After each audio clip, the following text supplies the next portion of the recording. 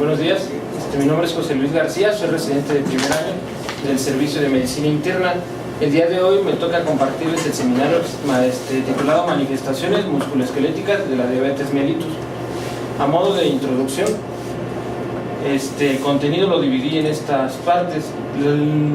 Quise hacerlo así porque es el modo de darle como un tipo de clasificación a estas enfermedades que, como bien está descrito, no hay algún artículo, un capítulo de algún libro en el cual se presenten así en orden o como tal todas juntas. Entonces, para hablar de todo esto, el contenido se va a dividir en epidemiología primeramente, seguido de los antecedentes, la fisiopatología, la clasificación que se puede agrupar con estas enfermedades, el análisis de cada una de ellas y las conclusiones al final. Bueno, aquí en cuanto a la epidemiología, hay que hablar primeramente de la diabetes, tanto en México como a nivel mundial. Es importante hablar, cuando se habla a nivel mundial, que la Organización Mundial de la Salud estima que en el año 2012 hubo 347 millones de personas que padecían diabetes mellitus. De estas, se calcula que en el año 2004 fallecieron aproximadamente 3.4 millones consecuencia de alguna complicación derivada de esta misma, y se prevé que con estos cálculos que para el año 2030 va a incrementar el número de muertes y se va a multiplicar por 2 o incluso más. Hasta hace poco sabíamos que la diabetes era una enfermedad que solo le daba a las personas adultas, pero actualmente con el incremento de la obesidad, del sedentarismo, se ha visto que también afecta a los niños. Esto es importante mencionarlo porque a largo plazo va a ser una persona que no se va a morir en corto plazo, pero a la larga va a tener las complicaciones que les vamos a mencionar. Bueno, aquí es importante mencionar que más del 80% de las muertes por diabetes se registran en países de recursos bajos o medios. Esto es importante porque las personas que viven en este tipo de países tienen poco acceso a la salud pública y poco acceso, por la escasa educación, poco acceso a la salud pública, tienen mayor riesgo que otras personas a desarrollar las complicaciones.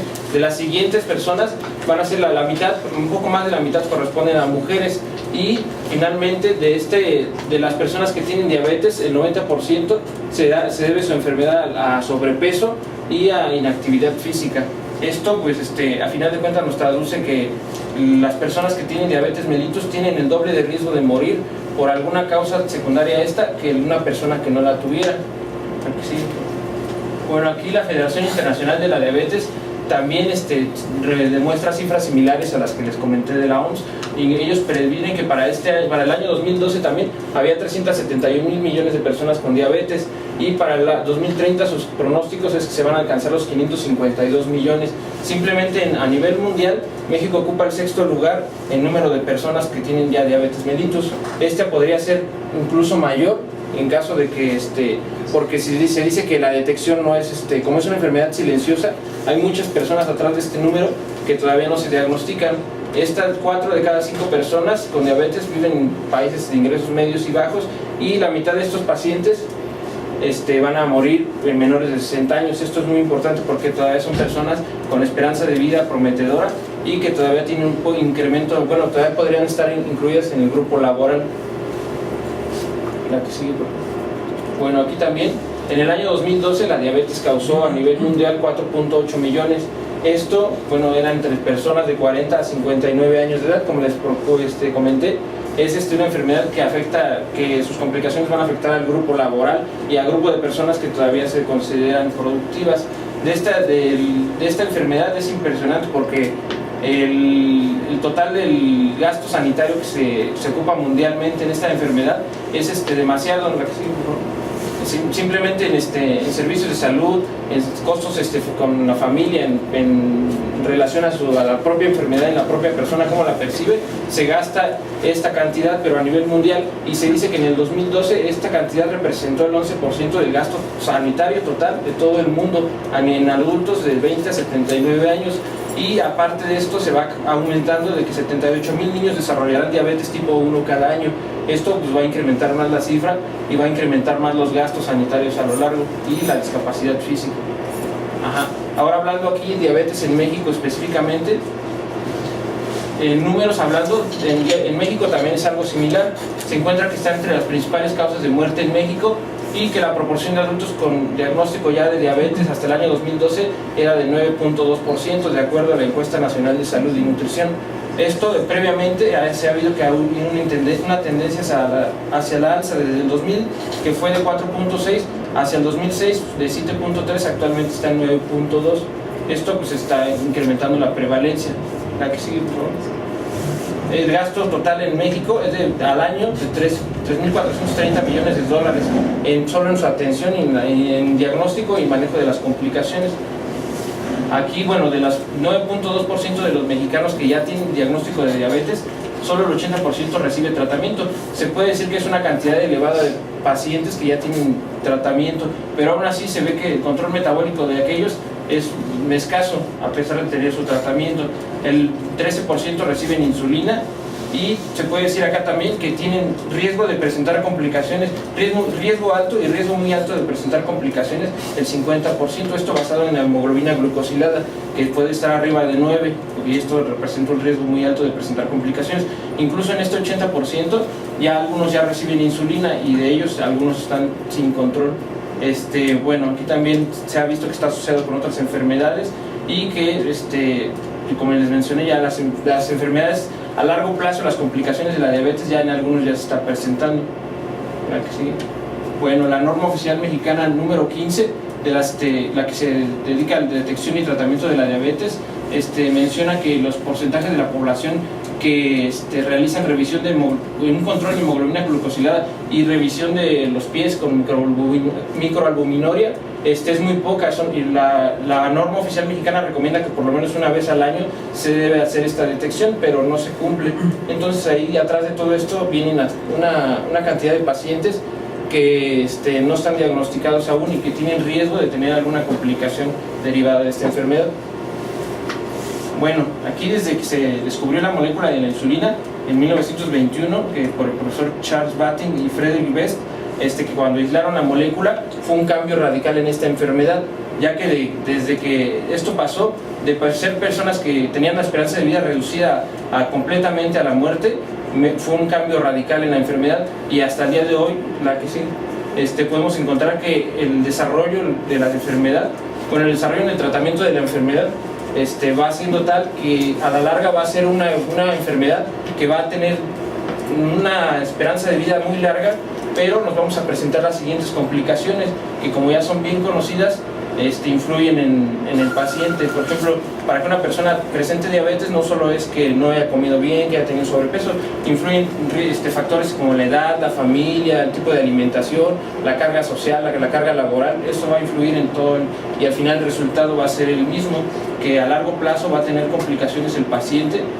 a nivel sistémico, no solo a un solo nivel. Estas son las más conocidas, como ya todos las conocemos. Hay a nivel de la retina, a nivel cerebrovascular, a nivel cardiovascular, a nivel de neuropatía diabética y nefropatía diabética. Esas son las principales y ya son bien conocidas. Y estas pues son conocidas por su alta letalidad. Estas prácticamente todas son letales a largo plazo, y podemos mencionar que de ellas hay mucha información al respecto, pero hay otro grupo de enfermedades que les voy a mencionar ahorita, que por lo mismo que no son tan letales, no tienen el nivel de investigación que se debería. Vamos a hablar específicamente de lo que se va a tratar en el seminario. La diabetes se ha visto que está asociada con alteraciones del músculo y del esqueleto. Estas alteraciones se han visto desde los años 80 y se ha relacionado desde que se empezó a tener un control adecuado de la diabetes, y que la diabetes empezó a tener una larga evolución, incluso de 15 a 20 años, con buen manejo. La incidencia de la esperanza de vida de los pacientes ha incrementado, y las alteraciones, principalmente de estas manifestaciones, se ven en tejido conectivo, neuropatía, vasculopatía o alguna combinación de estos factores. El desarrollo de estas alteraciones depende de la edad del paciente y la duración de la diabetes. Esto pues lo remarcan mucho porque aunque se ha visto casos de que las manifestaciones se dan en niños que tienen diabetes tipo 1 y que con ella tienen el diagnóstico hace 2 o 3 años, también se ha visto que la duración de la diabetes y la edad del paciente juegan un papel importante en este tipo de alteraciones musculoesqueléticas. Bueno, este es un artículo que salió en el American Journal of Medicine, que trató de dilucidar si había una relación o no con las enfermedades musculoesqueléticas en pacientes diabéticos. Este ensayo incluyó 300 pacientes, de los cuales 100 fueron con diagnóstico de diabetes tipo 1, 100 con diagnóstico de diabetes tipo 2, y se incluyeron 100 controles. De estos, los resultados que arrojó el estudio, se les hizo una observación tanto con la calidad de vida, con una exploración física, y se vio que concluyó con resultados convincentes. Por ejemplo, en las enfermedades musculoesqueléticas que les voy a presentar está la capsulitis adhesiva, enfermedad del Dupuytren, tendonitis del flexor y el síndrome del túnel del carpo. Entre ellas, que fueron evaluadas en este artículo, se vio que los pacientes que tenían diabetes tipo 1 presentaban mayor frecuencia de estas enfermedades comparados con los que tenían diabetes tipo 2 y los que no tenían esta alteración. Esto pues es importante porque la única que no se pudo comprobar con este artículo es en el síndrome del túnel del carpo. Esa es la única que no tiene una relación, no se vio una relación clara con la diabetes, les da tanto a no diabéticos como a diabéticos. Entonces ese estudio concluye que la prevalencia de alteraciones musculoesqueléticas es mayor en pacientes con diabetes mellitus 2 comparado con los pacientes control. Esto en 36% de los pacientes con diabetes comparado con 9% de los que no tenían diabetes. El género femenino y la diabetes de larga evolución fueron asociados con alteraciones musculoesqueléticas.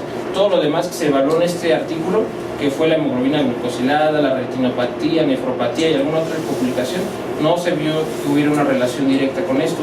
Los únicos que se vieron que involucrados y que se les comprobó que sí tenían alguna relación directa fue el género femenino y la larga evolución de la enfermedad. Bueno, aquí pues vamos a tratar de explicar por qué es lo que le pasa a los diabéticos que tienen alteraciones musculoesqueléticas. Bueno, aquí se dice que un paciente con diabetes va a tener todas estas alteraciones. El punto principal aquí en estas enfermedades es el colágeno, son las moléculas de colágeno que van a tener algún depósito anormal o va a haber una glucosilación no enzimática de la glucógena y también van a tener resistencia a la degradación enzimática. Las alteraciones de la síntesis de la colágena también se ven alteradas y también hay otros factores incluso que son extrínsecos a la colágena que también pueden producir esta patología.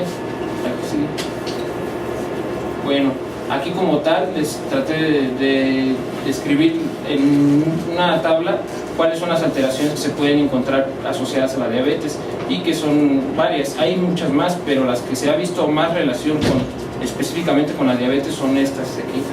Y pues les voy a mostrar lo que encontré sobre la evidencia de cada una de ellas y los puntos clave para tratar de entender mejor qué está pasando con estas enfermedades. Bueno, vamos a empezar con las anormalidades de la mano. Hablando específicamente de la mano, las alteraciones musculoesqueléticas son comunes en estos pacientes. Se puede decir que los cambios en las alteraciones de la mano se deben a los cambios en la microvasculatura, en el tejido conectivo y a nervios periféricos. Esto es importante porque se encuentran, según la bibliografía, se encuentran hasta en la mitad de los pacientes con diabetes mellitus tipo 1 o tipo 2, en algún grado desde leve a severo, pero se encuentran, si se buscan intencionalmente, se pueden encontrar hasta en la mitad de los pacientes. Más de una anormalidad se encontró en un cuarto de los pacientes que se estudian y hasta la mitad van a requerir alguna cirugía o algún tratamiento que no requeriría un paciente que tuviera esta enfermedad que no tuviera diabetes. Bueno, aquí hablando específicamente de las enfermedades específicas de la mano, vamos a empezar hablando del síndrome del túnel del carpo. El síndrome del túnel del carpo, como sabemos, es una alteración dolorosa causada por compresión del nervio mediano. Esta está reportada en más de 20% de los pacientes que son diabéticos y la incidencia se eleva a 75% en aquellos que tienen aparte movilidad articular limitada. Bueno, en 6 a 17% de todos los casos de síndrome del túnel del carpo se asocia a la diabetes y esta puede ser más común en aquellos con prediabetes o con resistencia a la insulina. Bueno, aquí como sabemos la fisiopatología es compresión del nervio mediano que va a afectar a los primeros 3 dedos y la mitad radial del cuarto dedo.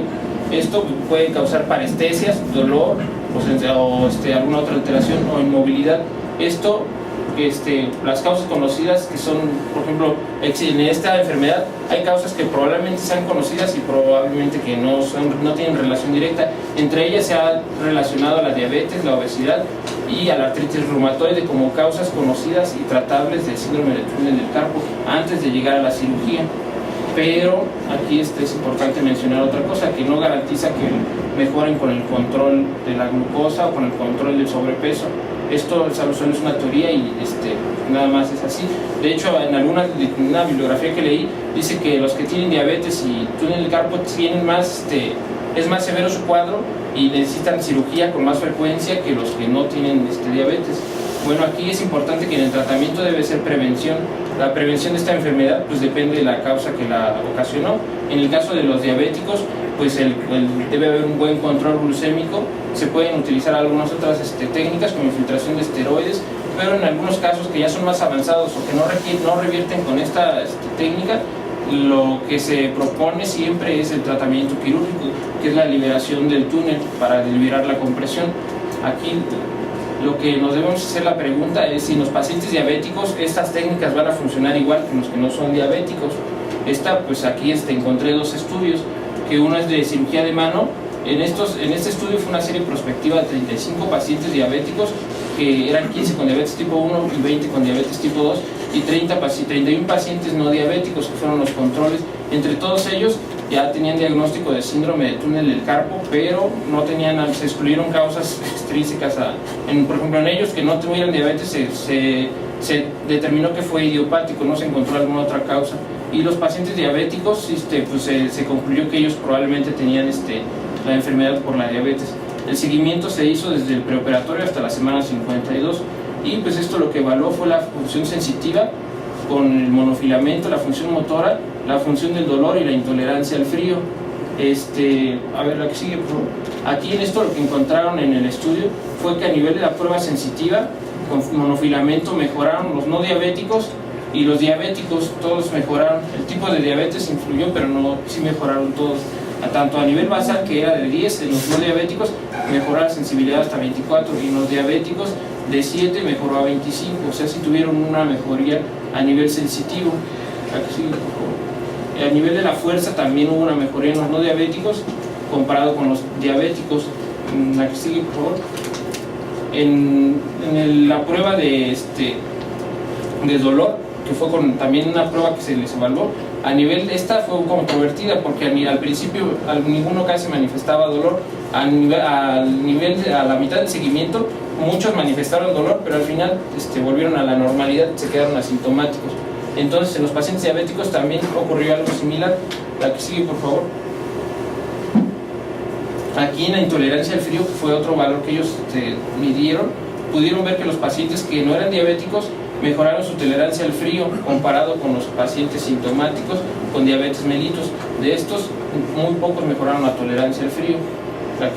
Entonces el estudio concluye que los pacientes con diabetes tienen el mismo resultado beneficioso después de la cirugía, y la liberación del túnel del carpo sí les ofrece beneficio también a los pacientes diabéticos. Lo único que no les comprobó este estudio que mejora el beneficio es la intolerancia al frío, pero el dolor, la fuerza y la sensibilidad, todas sí tuvieron mejoría.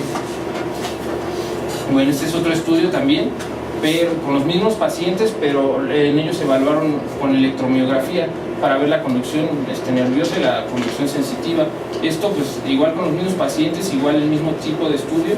Se hizo un estudio prospectivo igual de 4 años, y los mismos pacientes que en el estudio anterior, de hecho son los mismos autores. La que sigue. En ellos, aquí por ejemplo, valoraron la latencia motora distal, la velocidad de conducción motora, y lo valoraron los diabéticos y no diabéticos desde el inicio y hasta el final del estudio. Esto por los pacientes que son diabéticos, lo que vieron es que desde el inicio la latencia motora distal de ser antes del estudio, antes de la cirugía, de 6.4 disminuyó la latencia motora distal a 5.2, y a las 52 semanas mejoró también en los diabéticos, mejoró de 4.7, y en los no diabéticos 4.3. Esto a final de cuentas nos dio un resultado de que en los pacientes diabéticos hubo una mejora, y también incluso un poco mayor a estos, pero se ve así como que es mejor en los diabéticos porque la velocidad acá, o sea, era menor los rangos de mejoría, pero a final de cuentas hubo una mejoría significativa en los pacientes diabéticos. Entonces también en este estudio El deterioro también se vio que en el nervio mediano que tenía ya deterioro por la compresión, y aparte que es doblemente atacado en el síndrome del túnel del carpo por la hiperglucemia, por la neuropatía y aparte por la compresión, se vio que sí tienen una mejoría después de la liberación del túnel del carpo. Entonces esto sí comprueba de que sí, la cirugía a un paciente diabético con túnel del carpo sí le puede ayudar. No es el único factor que interviene en su enfermedad, pero sí puede ser útil en el paciente. Bueno, aquí hablando de otra enfermedad que también es conocida, es la enfermedad de Dupuytren. Esta es una retracción de la aponeurosis palmar superficial. Esto lo que va a imposibilitar al paciente es la imposibilidad de la extensión de alguno o de varios dedos. Los dedos más involucrados es el meñique y el anular, pero todos pueden afectarse. Y entre los factores de riesgo que se han determinado que pueden causar esta enfermedad es el alcoholismo, la historia familiar, la tuberculosis pulmonar, una enfermedad laboral por vibraciones, una enfermedad hepática o la epilepsia. Son factores todos conocidos de esta patología. La que sigue, por favor. Esta se sabe que es más frecuente en hombres y afecta en pacientes más de 40 años. La historia familiar se sabe que es bien conocida porque hasta 70% tiene una predisposición genética y el diagnóstico es exclusivamente clínico. Recordemos que cuando tengamos un paciente con nódulo palmar, con una historia de dolor y pérdida de la extensión de los dedos, probablemente sea una enfermedad de Dupuytren. En los pacientes diabéticos, según la bibliografía, se reporta que puede suceder de 16 a 42% de todos ellos. Y las opciones terapéuticas que tienen aquellos sería cirugía, terapia de radiación, aponeurectomía con aguja o esteroide local infiltrado. La que sí. Bueno, aquí fue un estudio comparativo de 111 pacientes diabéticos que ya tenían el diagnóstico de enfermedad de Dupuytren. Los 111 diabéticos que ya tenían diagnóstico de enfermedad de Dupuytren y quisieron ver las características de aquellos pacientes diabéticos, cuáles eran las características sobresalientes que lo hicieron más predisponente a padecer la enfermedad. Por ejemplo, con la enfermedad de Dupuytren, los números de pacientes fueron 51 comparados y los que no tuvieron fueron 60. De aquellos, lo más relevante fue que la edad fue más alta en los que tenían enfermedad de Dupuytren comparados con los que no la tenían, y la duración de la diabetes también fue significativamente más alta en aquellos con enfermedad de Dupuytren que en aquellos que no tenían. Aquí el tratamiento, pues como pueden ver, no hubo diferencias en cuanto a si se trataba con insulina, con tabletas, con la dieta o con el ejercicio. Eso no influyó en esto. Entonces concluyen que la enfermedad de Dupuytren fue en promedio 10 años mayor en los que tenían diabetes más de larga evolución y también aquellos que tenían un descontrol también de su enfermedad. Sí. Y en este mismo estudio ellos vieron las características en la mano de los pacientes que tenían o no tenían la enfermedad de Dupuytren. Se dieron cuenta que había diferencias muy importantes, muy interesantes, conforme los que la tenían, la enfermedad de la diabetes, y los que no tenían diabetes, y los que sí presentaban la enfermedad. Aquí ellos se dieron cuenta que los que tenían la diabetes eran, los nódulos se presentaban principalmente en los dedos, comparado con la enfermedad de Dupuytren, que no presenta esta alteración. Ellos no tienen afección a este nivel, y también afecta el quinto dedo, que también se ha visto que se afecta en los diabéticos, y no hay tantas, como pueden ver, no hay tanta limitación y no se presentan los nódulos ni las bandas fibrosas como en el caso de los pacientes sin diabetes. Entonces esto pues ellos se dieron cuenta que con esta asociación puede cambiar el curso clínico de la enfermedad, pues puede incluso no necesitar cirugía, porque la cirugía se reserva para los pacientes que tienen la banda fibrosa y la limitación del movimiento, y si los pacientes con diabetes no tienen estas características, puede ser que no la lleguen a necesitar. Incluso se ha dicho, en el artículo proponen que esta sería una forma de detectar a algún paciente sospechoso de tener diabetes por el simple hecho de ver las características de su enfermedad. Bueno, aquí hablando de otra enfermedad, se llama tendonitis del tendón flexor, que es el conocido dedo en gatillo. Pues sabemos que es un conflicto de espacio entre el canal que lo va a hacer que flexionar, y hay un engrosamiento del tendón. Esto va a permitir, esto cuando está fisiológico permite la extensión y la flexión del dedo normalmente, pero cuando hay algún atrapamiento va a dejar el dedo como contracturado, y por eso se le llama dedo en gatillo. 20% de 100 pacientes que se les analizó tuvieron de 19 a 62 años. Es una enfermedad relativamente personas de mediana a edad mayor. La limitación en la movilidad articular se asoció con la detección de múltiples, con la afección de múltiples dedos, Esto pues en las personas que no tienen diabetes se puede afectar 1 o 2 dedos, y en aquellos que tienen diabetes podemos encontrar que tienen 2 o 3 o incluso hasta 4 dedos afectados. El tratamiento para esta enfermedad pues, son esteroides intralesionales. De aquí pues nada más es resaltar eso, que esta enfermedad en pacientes diabéticos va a ser más severa que en los que no tienen diabetes. La esclerodactilia diabética, aunque no es una enfermedad propiamente musculoesquelética, se ha visto también en los pacientes diabéticos, y muchas veces puede dar un falso diagnóstico de la enfermedad de Raynaud, porque esto se manifiesta como engrosamiento y rigidez de la piel del dorso de la mano, y esto secundariamente produce limitación del movimiento, pero no es que tanto esté afectada la articulación, sino que el movimiento se restringe por el engrosamiento de la piel. Se ha asociado, bueno, esta ya les comenté, no hay afectación articular, pero se le ha llamado también pseudoesclerodermia, porque no tiene fenómeno de Raynaud ni se detectan anticuerpos en la sangre. Esta se correlaciona con la duración de la diabetes, pero también está descrito en pacientes, es muy controversial porque también está descrito en pacientes con diabetes tipo 1 y desde los 2 o 3 años ya les empieza a pasar esto. Entonces no hay una relación clara con la evolución de la enfermedad. La que sigue. Bueno, aquí hablando del hombro, hay una enfermedad que se llama capsulitis adhesiva, o lo que es bien conocido se le llaman hombro congelado. En esto los pacientes van a tener limitación de la movilidad del hombro, principalmente para la abducción y para la rotación externa, y es una condición que les va, como lo dice la definición, bueno, esta definición es de la Academia Americana de Cirujanos Ortopédicos, la definen así tal cual, como una condición de gravedad variable que se caracteriza por limitación progresiva del movimiento activo y pasivo del hombro, con ausencia de los hallazgos radiológicos. Aquí agregar esta definición es que también el paciente va a presentar mucho dolor al intentar movilizarlo. Aquí sigue. Bueno, y el dolor es importante también, y como bien dicen, no existen hallazgos radiográficos, aunque se evaluara esto. El 2 al 5% de la población general la puede presentar, y se presenta en la quinta, sexta década de la vida.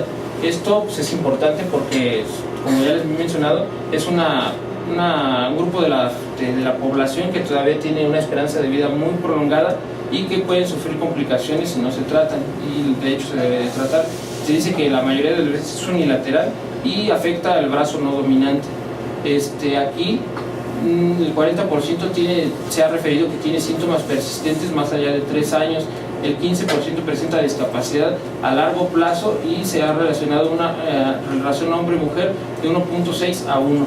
Esto, pues, la evolución natural de la enfermedad es el dolor, la rigidez, pero al final de cuentas la resolución en muchos pacientes va a llegar sin intervención del médico. Bueno, aquí la capsulitis adhesiva tiene asociación con todo este tipo de enfermedades, e incluso con la diabetes mellitus, que es el motivo del caso. Se ha visto que se asocia con todo esto, pero cuando se asocia más con la diabetes hay persistencia de la enfermedad, tiende a persistir más allá de la autoinvolución, y se considera de difícil manejo. Bueno, aquí son maniobras para detectar a algún paciente con movilidad articular limitada. Como les comenté, la abducción y la extensión del hombro son las más afectadas. Aquí es una paciente enferma del hombro izquierdo, y comparándola con el sano, que es el hombro derecho, entonces se puede apreciar la limitación en la abducción y la extensión del hombro. Y esto pues obviamente al paciente le va a causar dolor. Aquí, si pudiéramos ver la afección, es engrosamiento periarticular con fibrosis, y por artroscopía también se pueden ver los cambios. Aquí el proceso inflamatorio empieza desde poco y se va a elevar a lo largo del tiempo hasta que sea o la resolución o la complicación de la enfermedad. Esto pues es importante porque si un paciente no se trata de esto, al final de cuentas irremediablemente, o una de dos, o se va a mejorar solo o va a requerir algún tratamiento para recuperar la funcionalidad. ¿La que sigue? Bueno, este estudio trataron de ver, era un estudio longitudinal en el que trataron de ver una asociación de la diabetes con el riesgo de desarrollar capsulitis adhesiva. Incluyeron a 78.827 pacientes que ya tenían diabetes y a 236.481 pacientes que no tenían diabetes. Estos los trataron de hacer con las mismas factores variables, con la edad, sexo y dislipidemia.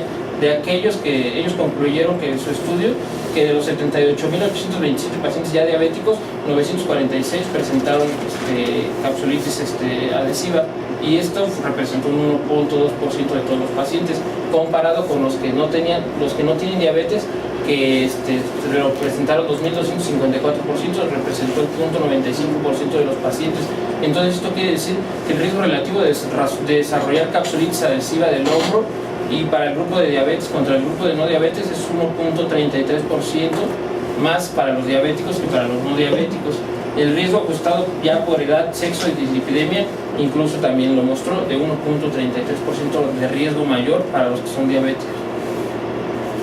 Bueno, en este otro estudio también lo que trataron de hacer es ver las alteraciones del miembro superior, pero ellos lo trataron de valorar con el control metabólico que tuviera el paciente ya diabético.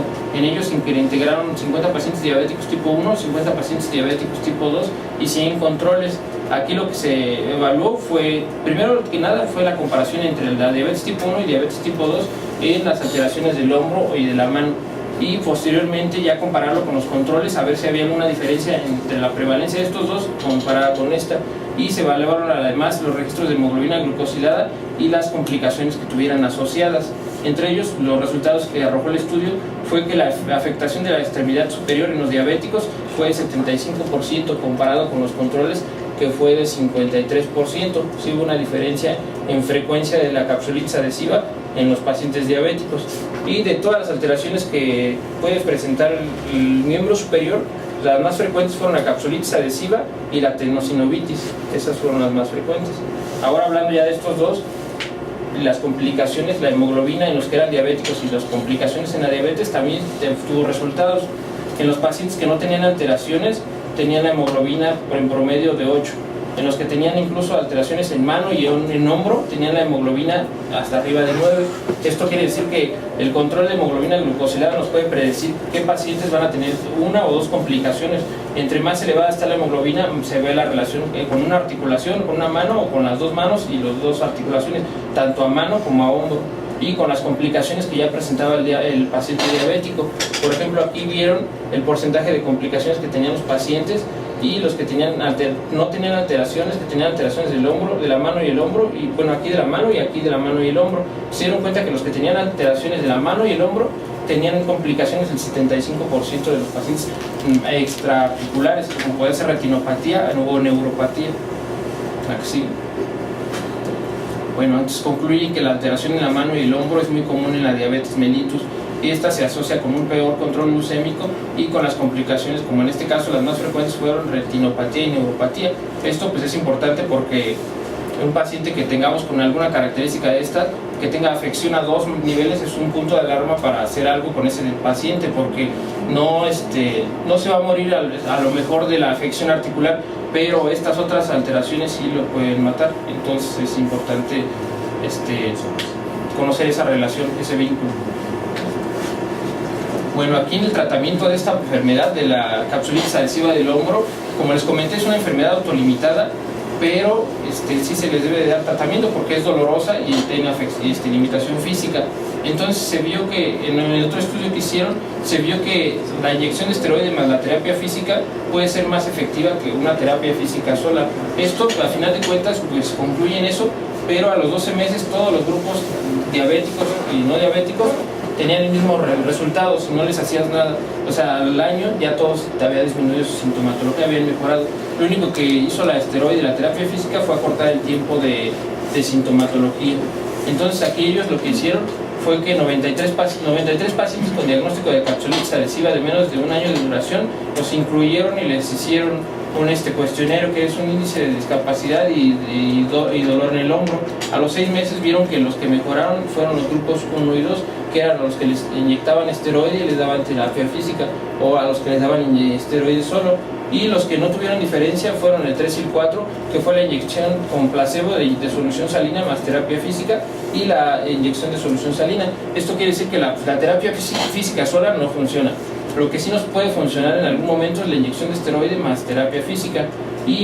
Pero de todos modos, como les comento, lo único que vieron es que a los 12 meses todos habían mejorado, con o sin tratamiento. Bueno, aquí otra alteración que también es específica de la diabetes mellitus es la movilidad articular limitada. Esta, como su nombre lo menciona, es una limitación del movimiento de las articulaciones de las manos. Esta, al parecer, tiene similitudes con las que les acabo de comentar, con la enfermedad del Dupuytren, pero es muy importante conocer esas diferencias porque el tratamiento es diferente y el pronóstico para estas también es diferente. Entonces, estas, como ya sabemos, también se da más frecuente en pacientes diabéticos. Ahí depende de los criterios que utilicen para la definición, la frecuencia que se va a reportar. Se reporta desde 8 hasta 58%, y en los no diabéticos se reporta en 12 a 15%. Esto pues puede causar confusión, como ya les comenté, con otras patologías, y la ocurrencia en pacientes diabéticos y diabetes tipo 1 y tipo 2 ya se ha valorado y se ha confirmado, pero aquí lo que no se ha confirmado, no está muy claro, es si la hemoglobina glucosilada juega un papel aquí en esta enfermedad. La que sigue, por favor. Bueno, aquí la fisiopatología es que hay depósito anormal de colágena en tejido conectivo y periarticular.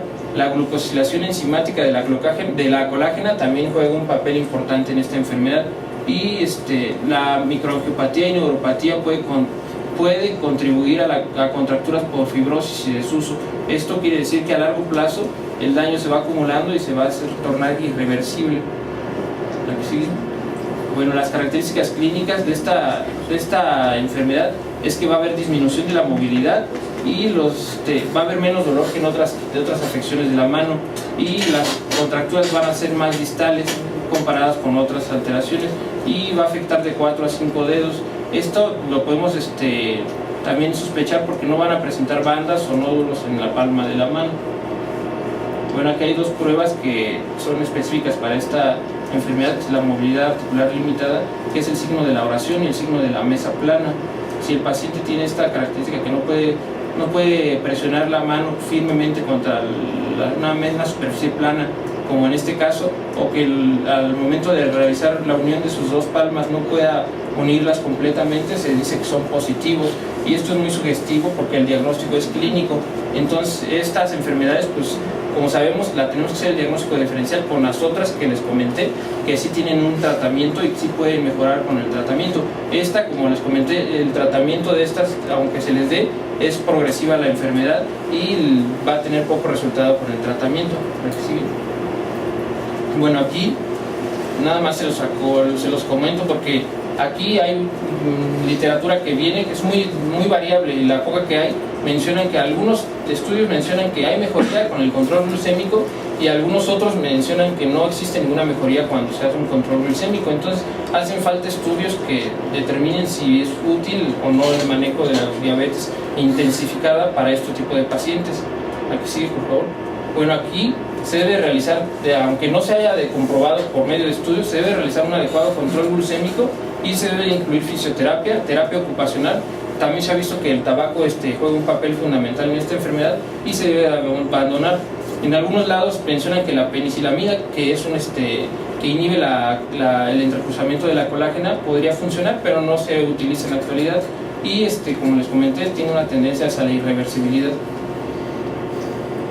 Bueno, esta es otra alteración, que lo que va esta alteración ya no es tanto de las articulaciones, es muscular. Se dice que en el diabético el infarto muscular es una necrosis isquémica espontánea, que esto quiere decir que tiene una relación con algún tipo de enfermedad microangiopática, pero no se relaciona directamente con aterosclerosis o con arterias principales. El dolor puede ser a nivel de muslo o pantorrilla en un paciente que es diabético, y se considera que va acompañada de otras alteraciones microvasculares, como puede ser retinopatía, nefropatía, alteraciones en la circulación coronaria o alguna otra patología.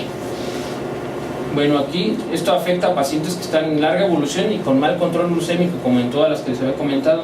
Es más frecuente en pacientes diabéticos tipo 1, y las complicaciones pueden ser de esta. Lo que se cabe resaltar es que los pacientes que presentan esto muy probablemente van a tener afección también a este nivel, y esto sí es letal. Entonces, pues hay que tratar de identificarlos correctamente para poderles ofrecer el tratamiento específico de cada una de sus patologías. Bueno, este es un estudio, también una revisión sistemática que salió en donde incluyeron 115 pacientes, recolectaron 115 pacientes con necrosis muscular. De aquellos, el 61.5% fueron mujeres. La edad promedio de presentación fue de 42.6 años y la duración de la diabetes fue de 14 años o más. Otras complicaciones que se encontraron relacionadas, la más frecuente fue la nefropatía, y seguido de la neuropatía y la retinopatía. Estas, pues como ya les comenté, si algún paciente tiene esta alteración, la asociación va a ser también con estas y incrementa su mortalidad inconsiderablemente. ¿Sí? Bueno, aquí lo podemos sospechar, como les comenté, dolor agudo, hinchazón y sensibilidad del muslo o la pantorrilla que no tenga antecedente de traumatismo. Incluso dice que puede haber fiebre, donde se debe descartar absceso muscular, alguna otra alteración que hubiera, y en el 30% de los casos es bilateral. Se dice que cuando se da un caso de estos, cuando se recupera de la enfermedad, hasta en la mitad de los pacientes tienen tendencia a otra recaída. La que sigue. El diagnóstico aquí es por sospecha clínica, y el estudio que más el estudio por imagen que más representa la enfermedad es la resonancia magnética con contraste. Se dice que donde esté la lesión, donde esté el infarto muscular, va a haber una hiperintensidad con con la resonancia, comparado con donde no tiene alteración. ¿Sí? Bueno, aquí el hallazgo también se hace por patología, que ese es el que hace el diagnóstico clínico. El diagnóstico clínico es necrosis muscular con edema. Aquí lo que podemos observar es que tiene edema perilesional y algunas células con necrosis, y si pudiéramos también, se ha llegado a ver oclusión de arteriolas y capilares por fibrina. La que sigue. Ya a más grandes rasgos se ve que hay fibras que están regenerando porque muestran nucleolos. La que sigue. Bueno, el tratamiento para esto también es controvertido, no hay mucho estudio conforme a lo que se deba de hacer. En algunos casos, en este estudio les dieron la intervención de reposo y analgesia, antiagregantes plaquetarios y AINES, y escisión quirúrgica de la lesión necrótica, y se vio que los que mejoraron más pronto fueron los que tenían AINES o antiagregantes plaquetarios. De estos, pues muchos pacientes diabéticos, por simple hecho de tener nefropatía, no pueden utilizar AINES. Entonces dice que la segunda elección se debe dar reposo y analgesia. De hecho, el reposo es muy importante porque como es una enfermedad isquémica, si pones al paciente a realizar actividad física, puede ser contraindicado o perjudicial para él. La que sigue. Y pues ya las conclusiones finalmente de este seminario es que los puntos más sobresalientes fueron que el incremento en la prevalencia y la expectativa de vida de un paciente diabético lo ha hecho que no se muera a corto plazo, sino que sea una enfermedad crónica, y que se presentan complicaciones que no son letales articulares, pero sí son discapacitantes. Entonces es importante también tratar este tipo de enfermedades, no solo enfocarse en la nefropatía o en alguna otra alteración. La prevalencia de estas alteraciones se relaciona con la duración, el género y en algunos casos con el grado de control de la diabetes. Existen algunas características de presentación que nos van a sugerir un origen metabólico, como se los comenté en el seminario, y algunas manifestaciones musculoesqueléticas relacionadas a la diabetes pueden ser tratables. Esto es importante porque sí van a responder al tratamiento igual que los que no son diabéticos. Y en algunas patologías la presencia de alteraciones musculoesqueléticas puede ir acompañada de otras complicaciones que sí son letales. Entonces, en aquellos casos que sí detectemos una alteración asociada a una complicación letal, debemos de intervenir oportunamente para evitar una defunción. El hacer un diagnóstico adecuado es fundamental para ofrecer el tratamiento específico. Sigue. Si como vieron, hay poca información y son necesarios estudios de calidad sobre este tipo de patologías.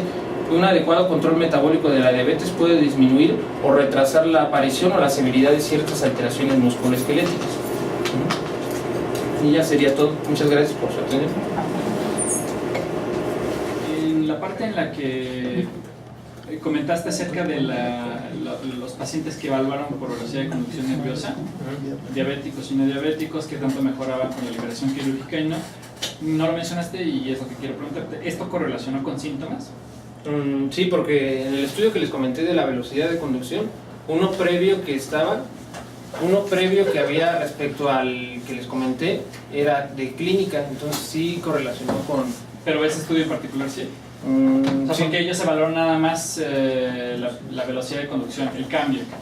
Si esto se modificó acorde a los síntomas. Sí, es que de hecho fueron los mismos pacientes, pero los compararon de manera con electromiografía y con sintomatología y con evaluación del dolor y sensibilidad. Entonces sí correlacionaron tanto por electromiografía como por la clínica y por el dolor y por la recuperación de la sensibilidad. Sí hubieron cambios en los dos.